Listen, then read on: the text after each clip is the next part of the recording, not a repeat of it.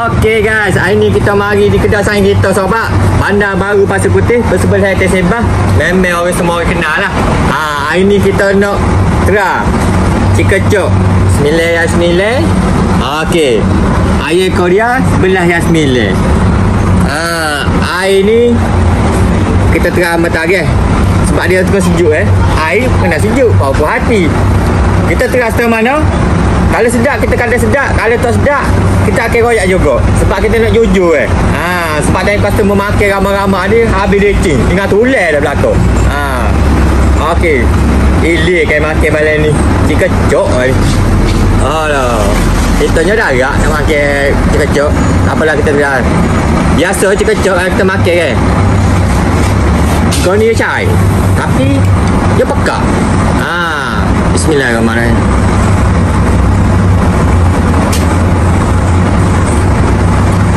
Air memang sedap.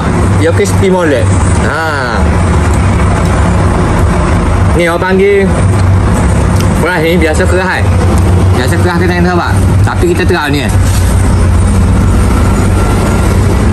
Oh memang lembut. Paling penting ni. Koslu dia ni. Jaga boleh buat sedap. Biasa up makan biasa-biasa. Kita tengok dia pergi. Luar biasa kerja.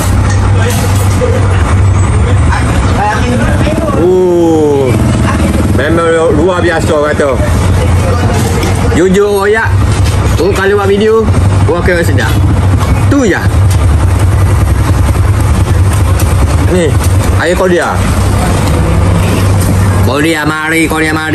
Payuh makan kau ni. Makan tangan lah.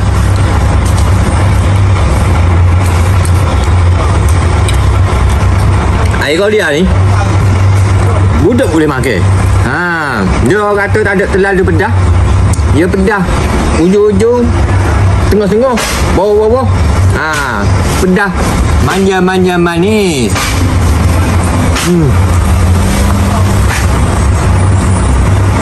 Orang patut mari cuba. Dengan puas hati. Customer ada makan puas hati belakang, kita tanya feedback dia apa semua. Feedback dia ujung. Jangan lupa mari, okey? Assalamualaikum. Ni customer tengah makan chicken chop ya. Dapat habis dah tu. Mana bebek kat sedap? Sedap kan? Alhamdulillah. Habis dah ambil. Habis ambil. Habis makan ambil. Free tak ada, free apa? Mari kita bagi free dah.